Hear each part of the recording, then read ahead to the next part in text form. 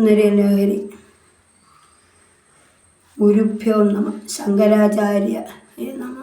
സദാശിവസമാരംഭ ശങ്കരാചാര്യമധ്യമ അസ്മദാചാര്യപര്യന്ത വന്ദേ ഗുരുപരമ്പരാം. സൗന്ദര്യലഹരി കർത്രേ സർവമംഗളദായികേ ശങ്കരാചാര്യപര്യായതിരാജായതേ നമാം. സർവമംഗളമംഗല്യേ ശിവേ സർവാർത്ഥസാധികേ ശരണ്യേ ത്രികമ്പകേ ദേവി നാരായണി നമസ്തുതേ. സൗന്ദര്യലഹരിയുടെ 3-ാമത്തെ ശ്ലോകമാണ് ഇരിച്ചത്. അവിദ്വാനാമന്ദസ്മൃതമിഹിരദീപത്നഗരി ജടാനാം ചൈതന്യം സ്തവകമകരന്ദസ്തുതിചരി ദരിദ്രാണാം ചിന്താമണി ഗുണനിക ജന്മജലധോ നിമഗ്നാനാം ദംഷ്ട്ര മുരരിപുവരാഹാസ്യ ഭവതി. അജ്ഞാനമുള്ള ആൾക്കാരുടെ ഉള്ളിൽ അമ്മയുണ്ടെങ്കിൽ ദേവിയുടെ കൃപയുണ്ടാകും.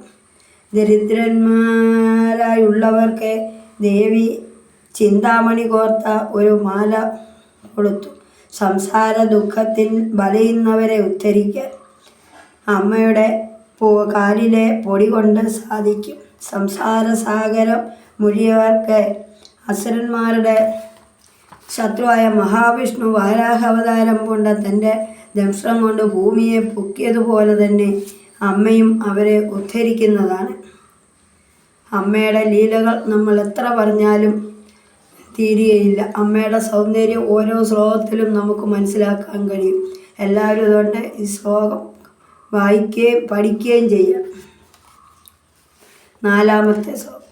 ത്വധന്യപാണിഭ്യാം അഭയവരദാ ദൈവഗണത്വം ത്വമേകാ നൈവാസേ പ്രകടിതവരാഭിത്യഭിനയ ഭയാത്രാതും ദാതും ഫലമവിജവാം ച സമധികം ശരണ്യേ ലോകാനാം തവ ചരണമേവ നിപുണ്യം. അല്ലയോ അമ്മേ, ലോകത്തിലെ സകല ആൾക്കാർക്കും ആശ്രയഭൂതമായിട്ടുള്ളവളെ, നീ ഒഴിഞ്ഞുള്ള ദേവകൾ അഭയമുദ്ര പ്രദാനം ചെയ്യുന്നു. അമ്മ തൻ്റെ ഭക്തരെ രക്ഷിക്കുന്നതിനും ഭക്തി പ്രദാനം ചെയ്യാനും പാദം ഭജിച്ചാൽ മാത്രം മതി. എല്ലാ ദേവന്മാരുടെയും ഫോട്ടോയിൽ നമ്മൾ അഭയമുദ്ര കാണുന്നുണ്ട്. എന്നാൽ അമ്മയുടെ പാദമാണ് ഭജിക്കേണ്ടത്. അമ്മയുടെ പാദം ഭജിച്ചാൽ നമുക്ക് ഏറ്റവും അനുഭവം ഉണ്ടാകുന്നതാണ്. എപ്പോഴും നമ്മൾ അമ്മയുടെ പാദമാണ് മനസ്സിൽ സൂക്ഷിക്കേണ്ടത്.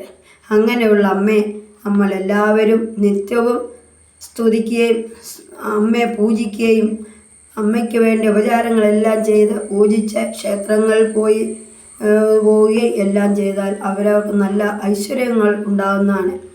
അമ്മയുടെ സൗന്ദര്യം നമ്മൾ ഉദ്ദേശിച്ച ചിന്താമണി ഗ്രഹത്തിലെ വർണ്ണിക്കുമ്പോൾ അമ്മയുടെ വർണ്ണനയും ആഭരണങ്ങളും എല്ലാം നമുക്ക് കാണാൻ കഴിയും. ഇതിൻ്റെ ഓരോ ഭാഗം വരുമ്പോൾ അമ്മയുടെ വർണ്ണന നമുക്ക് പൂർത്തിയായും മനസ്സിലാക്കാൻ സാധിക്കും. നമസ്തേ.